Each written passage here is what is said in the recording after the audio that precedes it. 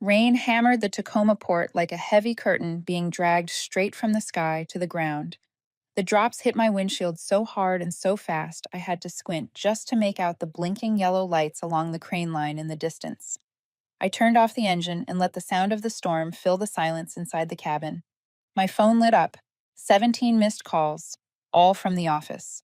I stared at the screen for a few seconds, not hurrying, like I was examining a strange object from a safe distance to see if it was truly dangerous. I already knew what was happening.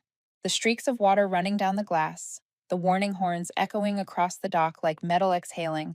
Everything told me what people in the office still refused to admit. They were panicking. And they were panicking because I wasn't there. But to explain how I felt staring at those 17 missed calls, I have to go back 2 days earlier to when I walked into that small conference room on the second floor. The annual raise review had always been a formality. For 11 years, I'd gotten steady increases. Not big, but predictable. This year was different. Trent Wallace, our new operations director, sat at the head of the table with a seriousness so forced it almost turned theatrical. He looked like the kind of man who liked talking about innovation but couldn't lift an Excel file out of read-only mode. Sitting beside him was his niece, Jenna, 27, cream white blazer, with an expression like she was about to give a keynote on modern leadership. I took my seat and immediately noticed how she kept nodding along with the air, as if she already understood every sentence that hadn't even been spoken yet. Trent opened his laptop, skimmed a few lines, and got straight to it. "I've reviewed your entire performance record," he said, "and I think it's time we're honest." He paused, as if waiting for a dramatic soundtrack. "You don't meet the criteria for a raise." The words hit the table like a metal weight. Jenna nodded again, eager, enthusiastic, like each second was another chance to show off her intellectual agreement. I looked at her, thinking that if she nodded any harder, the chair might tilt forward. But I didn't say anything. No one appreciates a sarcastic joke when there's only one person on the chopping block. I took a breath, not deep, not sharp, just enough to steady my voice. "Then let's see what reality thinks." I stood, gave them a polite smile, and walked out before Trent could launch into a speech about next generation leadership. I'm not the kind of person who argues to prove I'm right. 11 years here, 6 years in the Navy before that, and a long stretch of raising my daughter alone taught me one simple truth. Some battles don't need words, they just need time. Back in the Navy, I handled communications and coordination. Precision wasn't a preference, it was survival. One wrong signal, and a ship could drift miles off course, creating a mess nobody wanted to clean up. After I left the service, I joined North Harbor Freight Logistics. When I took over container operations, it was basically an abandoned storeroom, broken processes, scattered paperwork, outdated equipment. I wasn't one to complain, I just fixed it. I'm not going to list every single thing I did. People get tired when the main character tries to parade their achievements. So I'll pick a few, just enough for you to understand why Trent's words were worth remembering. I was the first to implement a proper cold container check protocol that prevented food spoilage. I rebuilt the manifest system to cut down errors from other departments. And maybe most importantly, I became the person everyone came to when they had no idea who else to ask. In other words, I was the hinge they never noticed until the door wouldn't open. And that's why I'm sitting in my truck now, watching rain slam against the glass, watching those 17 missed calls light up, fade, and light up again. They're realizing exactly what I planned the moment I left that conference room. I ran my thumb across the steering wheel, a habit from years of needing to focus. Outside, a forklift rolled by, its lights flashing across my face like commas in a long sentence. I looked at my phone again before flipping it face down on the seat. Not because I wanted to punish anyone.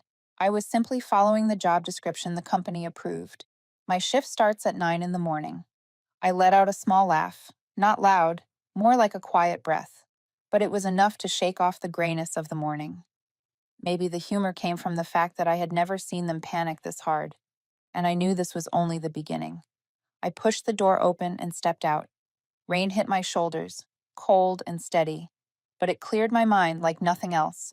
The Tacoma port looked like a giant machine grinding its gears, missing a crucial piece. I wasn't bragging. I was just stating the obvious. Before leaving the parking lot, I glanced at my phone's camera and said something for anyone listening. If you're watching this, drop a comment and tell me where you're tuning in from. I'm always curious how far my stories travel across the country. And trust me, this was only the warm up for a week I never saw coming. Because sometimes all you have to do is step away for a moment and people realize just how much weight they've been leaning on you.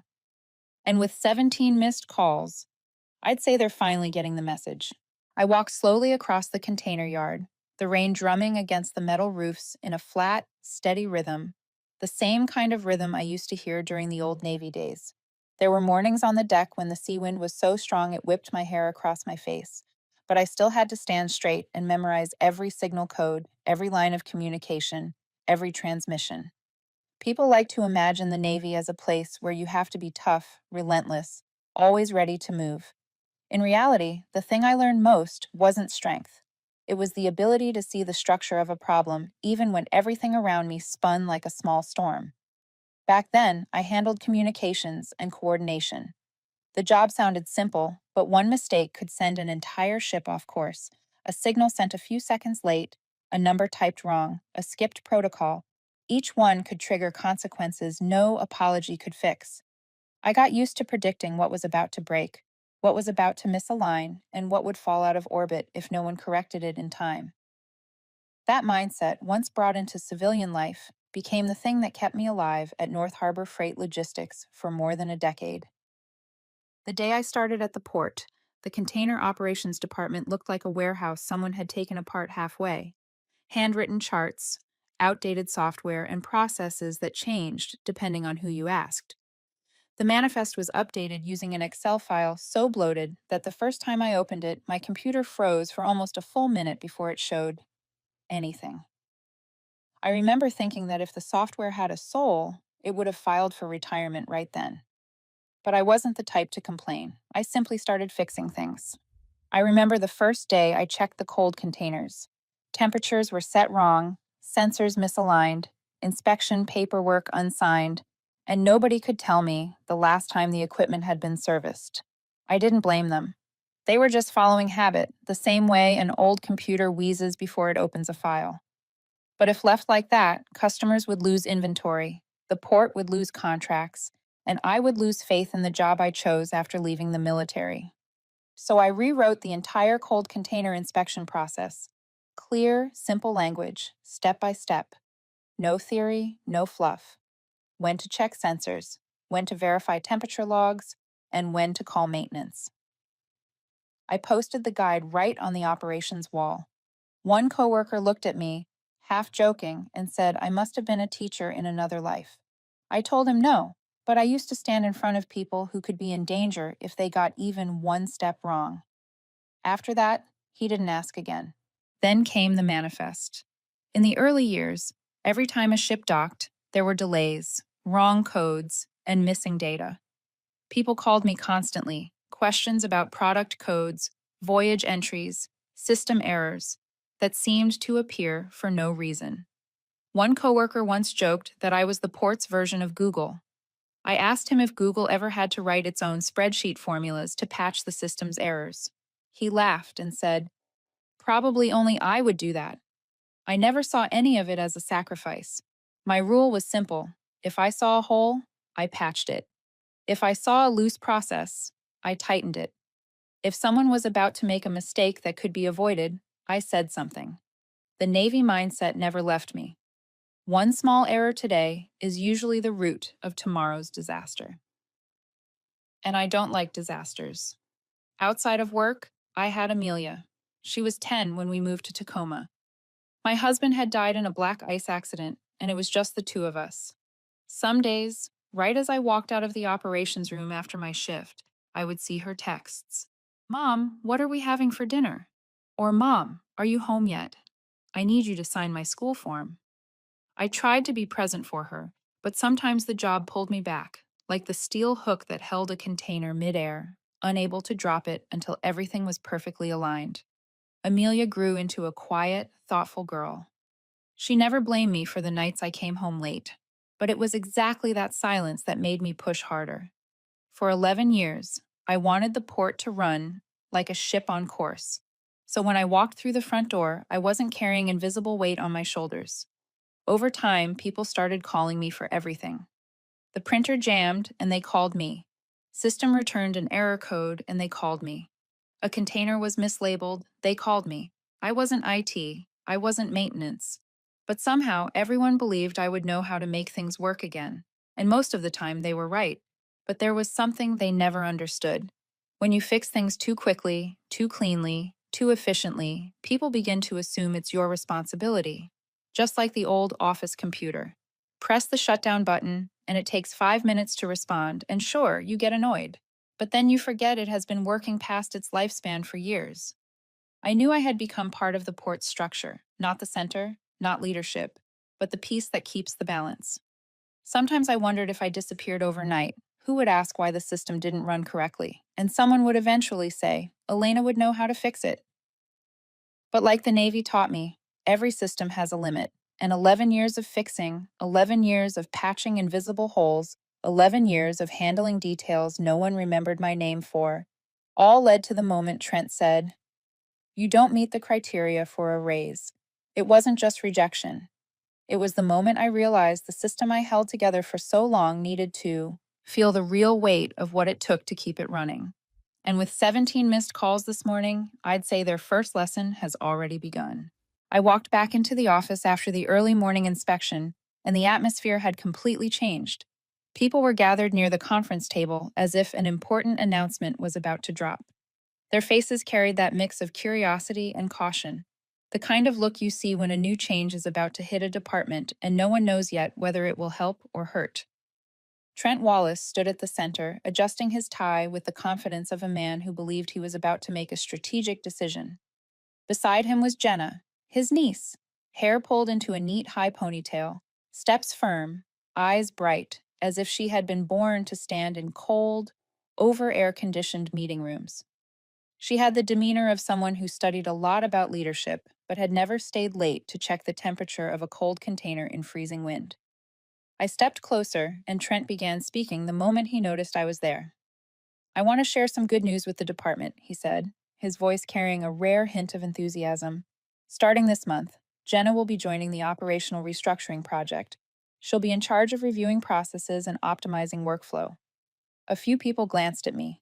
Someone looked like they wanted to speak but changed their mind, choosing not to get involved in matters tied to leadership's family. Trent continued, now trying to sound more objective. "Jenna has an excellent academic background and brings a fresh perspective, and I believe her collaboration with Elena's experience will create a significant shift for the department." That didn't surprise me, but it made one thing crystal clear. From now on, they wanted me in the background, holding things up so Jenna could stand in the spotlight. No one had to say it directly. A few carefully arranged sentences were enough to push my position further back. The rumors about Jenna's salary were no longer rumors. I knew exactly what this so-called improvement meant. She was being paid more than I was, despite never having spent a single day doing real fieldwork at the port. For me, it wasn't the money. It was the quiet erasure of the foundation I had spent years building, folded neatly into a new plan she would take credit for. People dispersed, leaving me with Jenna. She stepped closer and offered a warm, eager smile. "I'm really excited to learn from you," she said, voice gentle and clear. I nodded, calm and even. "We'll see how the collaboration goes. Ask whenever you need support." My words made her pause, just briefly. Then she opened her notebook, ready with her first question. "When you evaluate the cold container process, where do you usually start? I think the steps could be streamlined to save time." I looked her straight in the eye. Cold containers aren't group projects. They carry products that can spoil because of a 1-degree mistake. Cutting any step requires understanding risk. Which step are you planning to remove? Jenna flipped through her notebook, searching for her own idea. "I just thought maybe we could skip a few checks to improve efficiency." I spoke slowly. "If you remove a step without knowing what it protects, you won't know what collapses first." Jenna smiled again, more to comfort herself than to convince me. "I get what you mean. You're saying we have to understand the core before improving things." I didn't correct her. But in her eyes, I saw it, the thought that I was rigid. Younger people often think that about those who've lived through real consequences. The rest of the afternoon, Jenna came back with more questions, most of them lifted straight from business management models. I answered just enough, not evasive, but not expansive. I've never believed in explaining the full picture to someone who isn't ready to see it. But the more she talked, the clearer the thought became, planted earlier in the Rays meeting. If I kept fixing everything like before, patching every hole, catching every mistake, then in a few months Jenna would stand in front of the department and receive praise for successfully restructuring operations. No one applauds the person who held everything together in silence.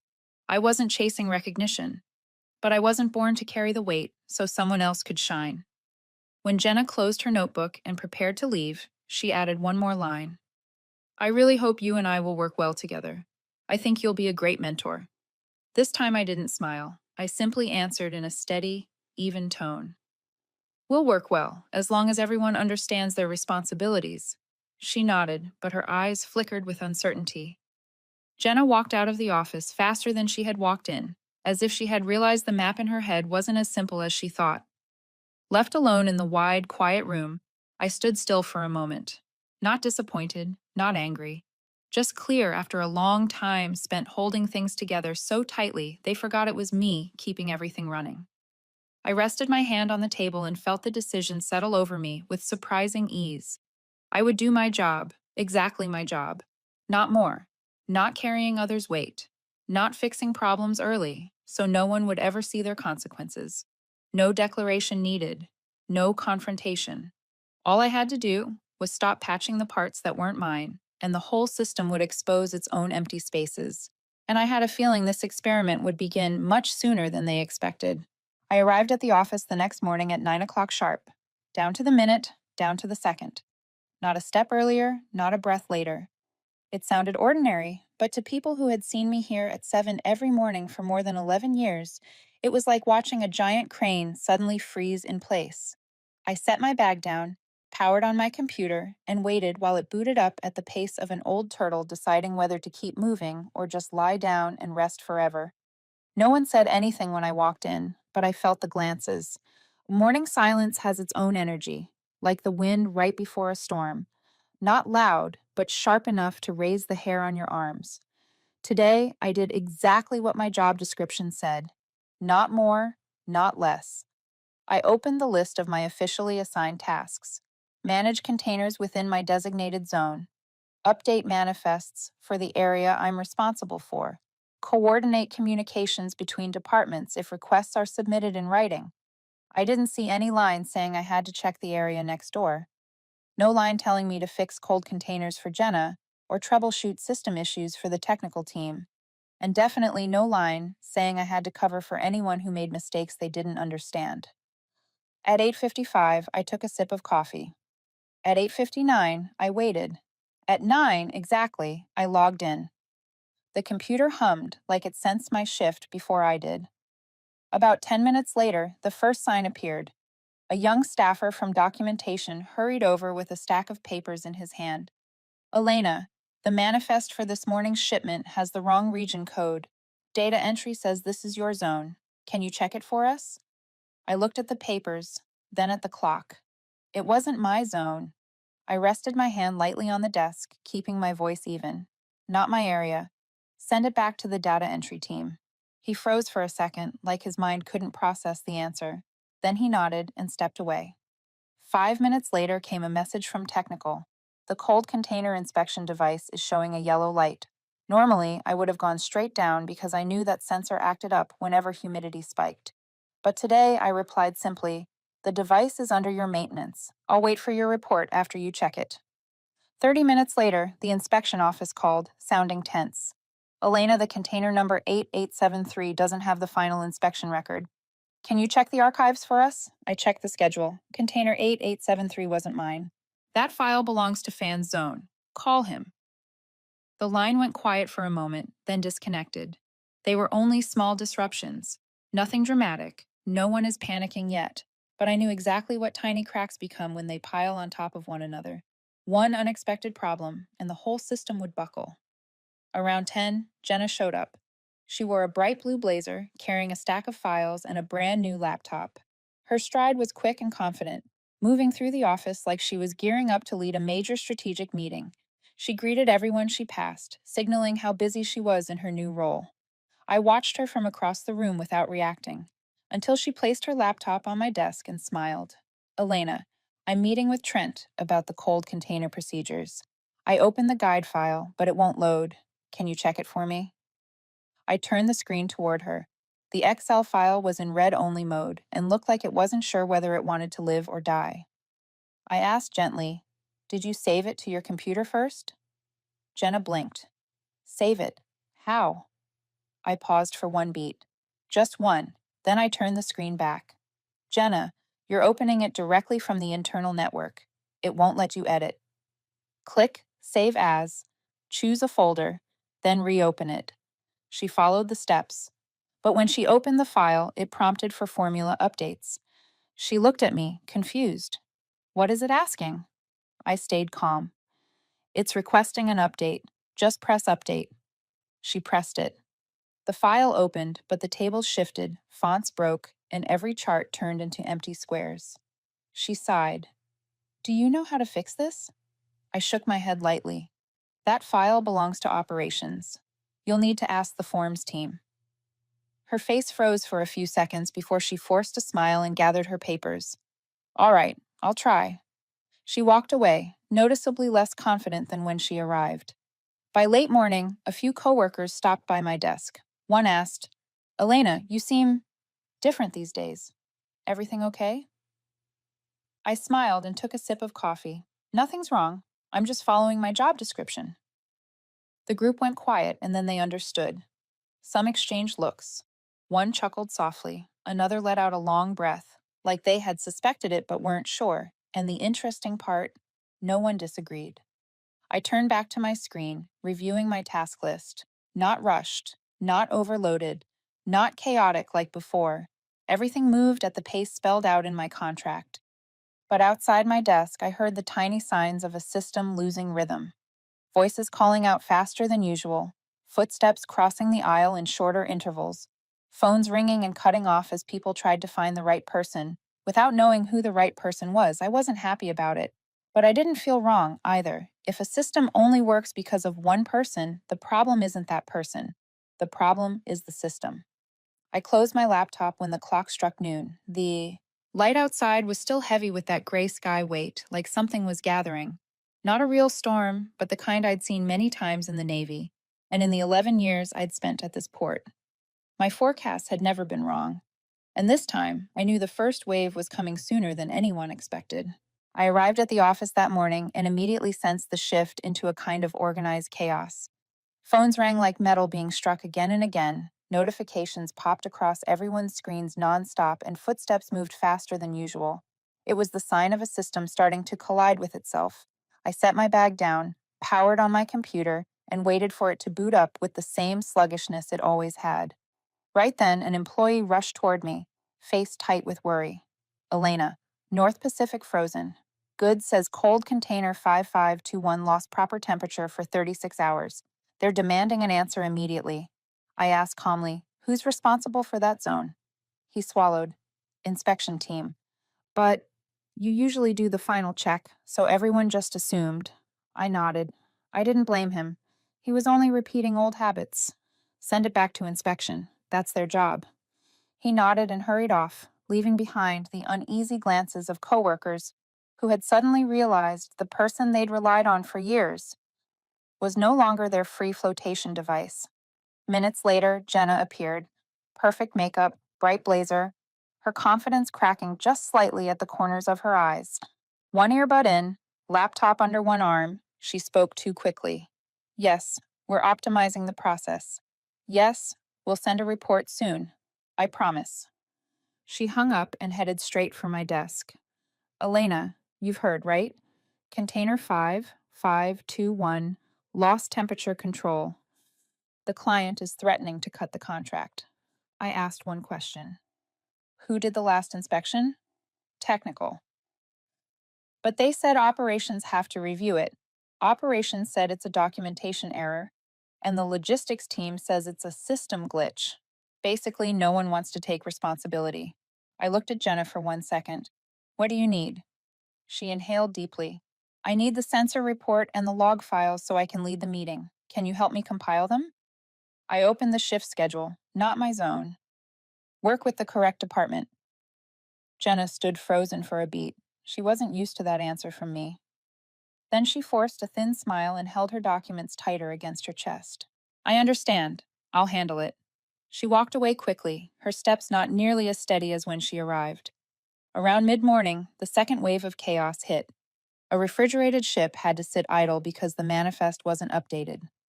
2 hours of delay in this industry could burn through tens of thousands of dollars and send clients calling nonstop until the lines overheat. Documentation and logistics were arguing loudly in the hallway like characters in a sitcom. You entered the wrong product code first. No, your system sent the wrong file yesterday. It was your team's fault. I just followed instructions. They stared at each other like one more sentence would send someone tossing a printer into the ocean. I walked past them, heard a few lines, and then quietly went back to my tasks. The zone I was responsible for had no delays, and that was my boundary today. By late morning, the port had started to shake in a way I knew well. Not the vibration of machinery, but the spread of systemic failure. Phones are ringing nonstop, staff pacing like a hive that had cracked open. No one is truly sure where to begin. Then Trent appeared at the doorway with a look I had never seen on him before, worn down, confused, and edging toward desperate. Elena, he said, skipping any greeting. Could you help me with something small? I looked up at him, calm as still water. That's outside my job scope. Trent didn't move. Not out of anger, but because he was realizing something he had never understood in 11 years. The smooth efficiency he credited to innovation and new thinking had actually been held together by one person. He walked away without another word. Near lunch, Jenna returned.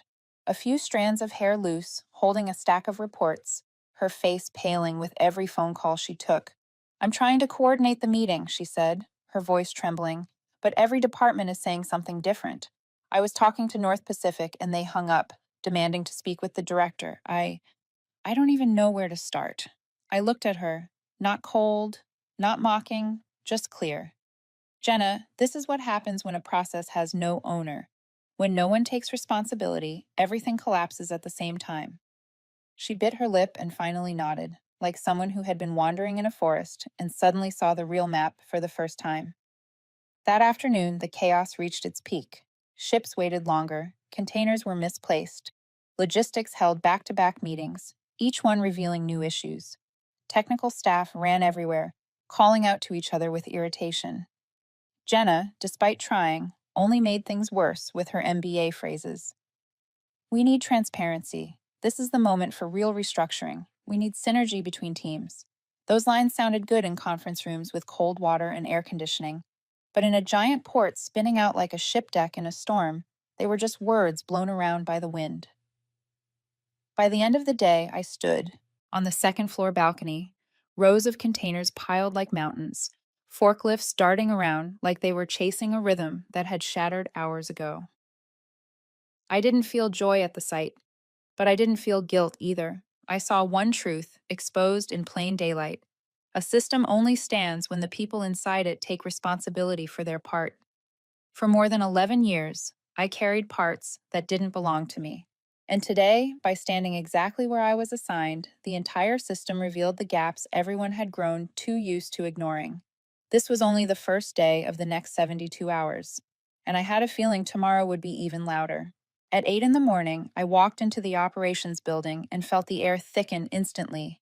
Like the moment before an explosion everyone knows is coming, but no one wants to be the one to trigger. The internal system had flashed red with a message: Emergency Operations Meeting. In more than 11 years, I had never seen that alert. Footsteps rushed, conversations broke off mid-sentence, and every face showed the strain of too little sleep. Jenna sat in the corner of the conference room, holding her laptop like a lifeline. Her eyes were shadowed, her lipstick faded, and her whole expression lacked the confidence she'd been trying so hard to project just a few days earlier. Trent stood beside her, tie crooked, hair uncombed, his face carrying the weight of far too much bad news in far too little time. When I walked in, He only managed one quiet, hoarse sentence. "Thank you for coming, Elena." No greetings, no small talk. Everyone sat down like they had used the last of their strength, just dragging the chair out. The regional director opened the meeting, his voice flat and direct. "North Pacific Frozen Goods wants answers today. Their ship sat idle for 8 hours. The losses are significant. And based on the preliminary reports, our entire system is failing at the root." Jenna lifted her chin, trying to sound in control. "I'm collecting the data. There were a few unexpected issues, but—" He raised his hand. "We want to hear from Elena." The room dropped an inch in the air. I opened the packet I had prepared the night before, turned the first 3 pages toward the leadership team, and spoke clearly. No dramatics, no defensiveness. Just the truth. This data tracks the past 10 days of operations. There are 3 critical choke points that created this crisis: broken permissions, broken process, and broken training. I pointed to the first chart. 1. Permissions. Cold container inspection and record updates were assigned to 2 different departments. No final cross-check. Mismatches went unnoticed. The second page showed the manifest flow. 2. Process. 3 departments sign off, but none considers themselves the final owner. The workflow stalls the moment one team falls out of sync. The last page displayed the sensor logs. 3. Training. No one understands the warning signals.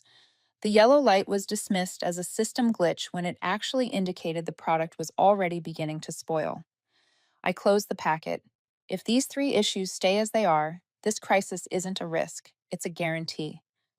This weekend was just the first time it became impossible to hide. No one argued, no one objected. The eyes looking back at me were a mix of exhaustion and the uncomfortable realization that the thing they believed was stable never really was. Right then, the meeting screen lit up. A video call auto-connected. The label read, "North Pacific Frozen Goods, Regional Director." No one had time to brace for it. The man's voice came through sharp and direct. "We want to know who is responsible for container 5521, more than $40,000 in damage. Who will explain this?" Jenna stared at the table. Trent closed his eyes for a heartbeat. The room was so quiet the air conditioner sounded like a warning siren. I spoke. "I'll answer." The man on the screen asked, "Who are you?" "Elena Voss, West Division Logistics Lead." I spoke slowly, each sentence steady. "We've identified that the issue did not come from a single department, but from 3 systemic choke points. I will send a full report in 2 hours with corrective steps. However—" I paused for one beat. The room held its breath.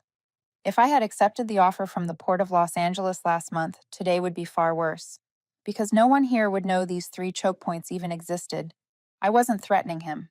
I was stating a fact. The only reason this system was still standing was because I was still here. He stayed silent for a moment, then said, "I'll expect the report in 2 hours. Tacoma needs to prove it still has the capacity to hold this contract." The call ended. The room's temperature seemed to drop a full degree, heavy, cold, sinking. Trent leaned back in his chair, looking at me like he had just discovered something he had never bothered to understand. "Elena, Los Angeles? Do they offer you the position?" I nodded once. "Direct offer," I haven't answered. The regional director clasped his hands. "Elena, I need you to be direct. Do you still want to be here?" I looked around at the faces in the room. The people who had spent years treating me like the one who carried their workload, the one who fixed their mistakes, the invisible foundation beneath their performance. I answered, "I want to work where the process is right, the permissions are right, and the training is right. Whether Tacoma wants that is up to you." No one spoke. There was nothing left to say. My words had placed a mirror in the center of the room. They weren't afraid of losing me. They were afraid of what would happen if I truly left. After the meeting with the client, everyone spilled into the hallway like people who had just walked away from a major collision. I stood up to leave, but the regional director said, "Elena, stay. The board wants a private discussion." The door closed. The noise from outside echoed, then faded, leaving only 4 people in the room. The regional director, 2 members of the port board, and Trent.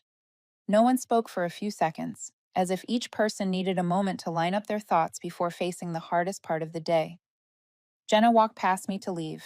She didn't try to smile anymore. She only spoke quietly, just loud enough for me to hear. I hope you stay. Not everyone can fix things like you do. Not an apology, not an excuse, just the truth. When the door shut completely, the regional director leaned forward and spoke plainly. Elena, we understand your real role in this system. Without you, Tacoma would not have survived last night. We want to know what conditions you need in order to stay. I set the packet down. No detours. I have 4 conditions, all 3 leaders focused on me. Trent sat back slightly, like a man who already sensed the decision about to land. First condition, title. I want the position of Director of Operational Integrity. I have carried that responsibility for years without formal authority. The title needs to reflect the reality. One board member said, "That title sounds new," I answered calmly. Because the role should have existed long ago. They didn't argue. The regional director nodded for me to continue. Second condition, compensation aligned with a director level position at a major port. I'm not asking because of the crisis. I'm asking because of the value. They wrote quickly, no irritation. They already knew my current pay was far below standard. Third condition, full authority to restructure operations, permissions, processes, and interdepartmental coordination. If I'm responsible for stability, I need the authority to change what is dragging us down. The room went quiet for one beat, but it was the quiet of agreement, not resistance. Fourth condition, cross-training across all departments. No one touches work they don't understand. No one expects someone else to patch their mistakes. Every department should understand at least the fundamentals of the others. The regional director clasped his hands. So this means rebuilding the operational model from the ground up. It means returning it to what it should have been, I said. A light silence filled the room. Not tense, not hostile, just the moment when everyone finally sees the obvious. Then Trent spoke. So, what about my role in this model? I turned to him, respectful but unmistakably clear. You fit the strategic vision more than the frontline operations. The port needs you for special projects. Operations needs someone on the ground, someone who knows the system down to the last millimeter. Trent exhaled. Not defensive. A little wounded, maybe, but also relieved. Sometimes people know they are not suited for a battlefield on fire. They just don't know how to admit it. The board members exchanged glances, and then the regional director stood. Elena, we agree to all 4 conditions, but we need a commitment. 2 years to complete the restructuring. I answered immediately. I will stay if I am given full authority to do what I know must be done. Another board member asked, You're not afraid of the risk? Carrying an entire system isn't light work. I tilted my head slightly. I used to run ship operations in the Navy during the middle of storm season. I'm not afraid of responsibility. I'm afraid of a system refusing to change and pushing everything back onto me alone. At that, all 3 leaders nodded, almost in unison. The director extended his hand. Welcome, Director of Operational Integrity. I shook it. Not emotional, not cold, just the quiet confirmation of something that should have happened long ago. The door opened, and Jenna stepped in, calling back to hear the organizational changes. She looked around, then looked at me. 2 seconds of silence. Then she asked, I'll be reporting to you? Yes, I said. She inhaled softly and managed a small, honest smile. Then, if you need help with documentation or training materials, I'll arrange it. I want to do my part correctly, not overly proud, not defensive. Just someone young, realizing the gap between theory and reality. I looked at her and said quietly, We'll start with cross-training. You'll go first. Jenna nodded, some pride bruised, but sincerity still there. A rare hint of responsibility in someone who came in through nepotism. Not much, but enough to rebuild a system. The meeting ended. Everyone stood, dividing tasks for the first week of restructuring. No shouting, no arguments, just the acceptance that the old way had reached its end. As I stepped into the hallway, I felt something I hadn't felt in a very long time. Agency. Not power, not victory, just the ability to make the system align with the standard I had always held. A young employee passed by, voice full of hope. Elena, the port will be better now, right? I smiled lightly, steady as someone who has already seen the outcome in her mind. If everyone does their part, it won't just be better. It will be much, much stronger. The first day as Director of Operational Integrity didn't begin with applause or congratulations. It began with a conference room full of people waiting to see how I would place the very first brick. I started with the most obvious thing: defining responsibility. No more assuming another department would handle it, no more everyone touching a piece of the process, and in the end, no one being accountable.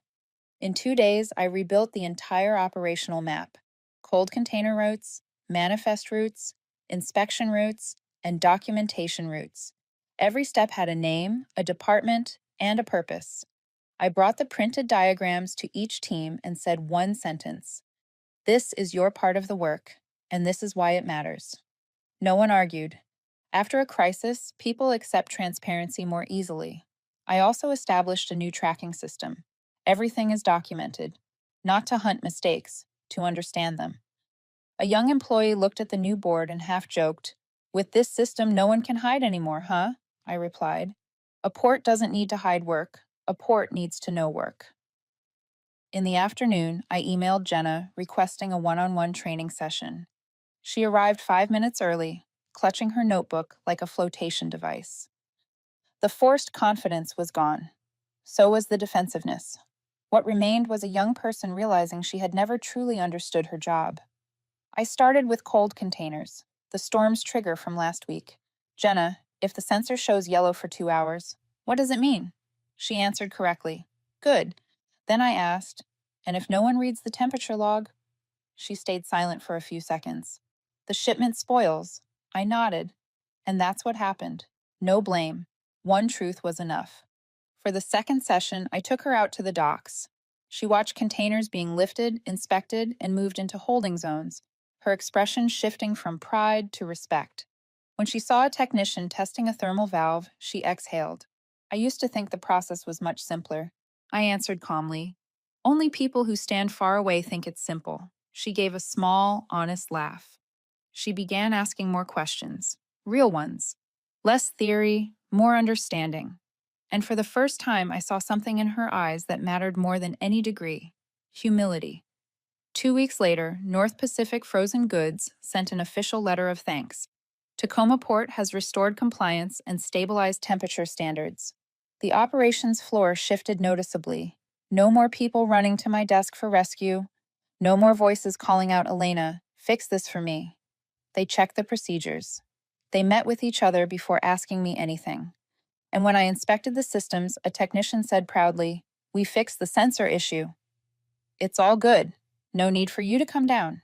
I smiled, not because I wanted a lighter workload, but because, for the first time in more than 11 years, I saw the system standing on its own legs.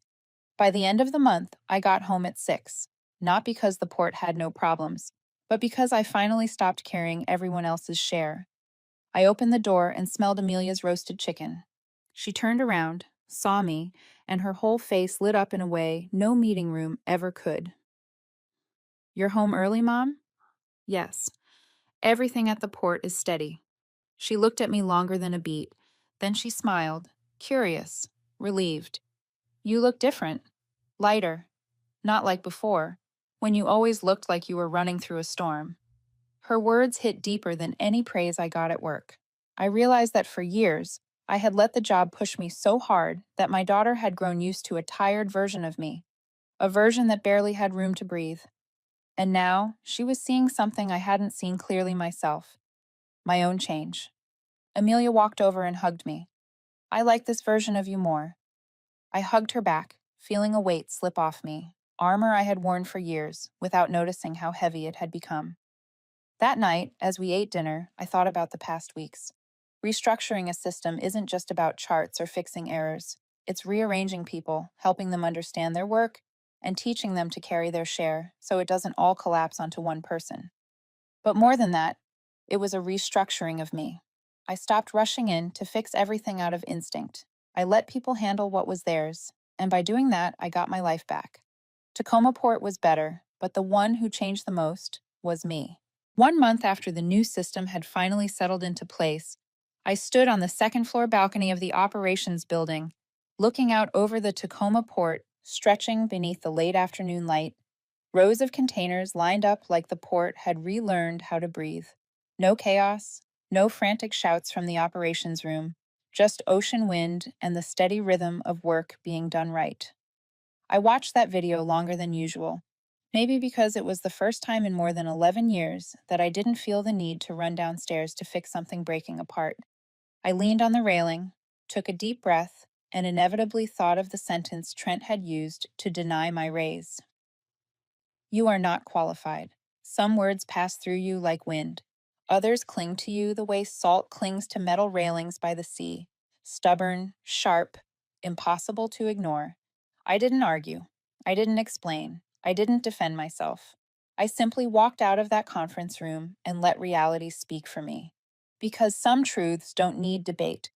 They reveal themselves over time, like small cracks in concrete, hidden until the first hard rain exposes them.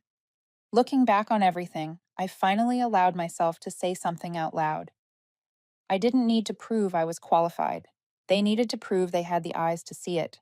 When the system collapsed, when the cold containers lost temperature, when clients threatened to pull contracts, when everyone called me like I was the port's personal 911 hotline, they didn't call because I was exceptionally brilliant. They called because they had never carried their own share. And the moment I stepped back, they had no choice but to look directly at the space I left behind, the space they thought was effortless, automatic, when in truth it was built on more than 11 years of sweat, quiet nights, tears no one saw, and a level of commitment no one bothered to name. Justice is not always loud. Sometimes justice is the silence of someone who knows their worth. I didn't retaliate. I didn't argue in the boardroom. I didn't run from department to department saying, I did all of this. I simply stopped. Stopped carrying what wasn't mine. Stopped saving people who never valued the help. Stopped patching holes for a system that refused to learn. And the moment I stopped, the truth finally spoke. Someone once asked me, Elena, aren't you afraid they'll say you abandoned your work? I just laughed. I did my job. Period. Americans have a saying: you don't get paid for what people assume you'll do. You don't get paid for the invisible labor they dump on you, the tasks they never documented, the work they quietly slid onto your shoulders, because it was easier than fixing their habits. And you sure don't owe it to anyone to maintain the dysfunction they built. My silence wasn't forced. It was intentional. It was the silence of someone who knows that if they cannot see your value, silence will show them better than any argument ever could. And the funny thing is, they did see it. I remember the afternoon Trent walked to my desk, not as a leader, but as a man in freefall, watching his shiny idea of innovation crumble. When I told him, that is outside my job scope, I didn't expect it to shift anything. But it became the exact sentence they needed to hear to realize just how far they had drifted. Sometimes justice doesn't come from raising your voice. It comes from stopping at the right moment. In recent weeks, I've spent much more time at home with Amelia. In the evenings, as the sunlight drifted across the kitchen counter, I watched her do her homework and felt a calm inside me I hadn't felt in years. One night she said, Mom, I think you found the version of you from before. I asked her, Before what? She set her pencil down thinking, then answered, Before, you had to do the jobs of people who didn't do theirs. I laughed, but inside that laugh was a hint of sadness, a hint of pride, and a quiet acceptance that sometimes children see more clearly than we do. I told her, I didn't change. I just went back to my own place. And when I said that, I realized it was also what I wanted to tell anyone listening to my story. You are not invisible. You are not less valuable. You are not unqualified. You are simply standing where others have gotten too used to treating you like a tool instead of a person. If someone treats you like you are replaceable, try stepping back for a moment. Not to abandon them, but to let them see the space you leave behind. That space will speak for you. Louder, sharper, fairer than any explanation ever could. Now, looking back at the journey from that gray morning to this peaceful afternoon, I can sum it up the way a tide begins and ends: clean, inevitable, steady. They said I wasn't qualified for a raise. I didn't argue. I let reality answer, and reality answered clearly. If you're watching this video and if my story touches something in you, a moment you were underestimated, overlooked, or forced to carry more than your share, I want you to remember this. Your value does not vanish just because someone is blind to it. It is simply waiting for the day it speaks for itself. Thank you for listening all the way to the end. And if you like stories of quiet justice, sharp, calm, and deeply earned, hit subscribe. I have many more calm but sharp stories to tell you.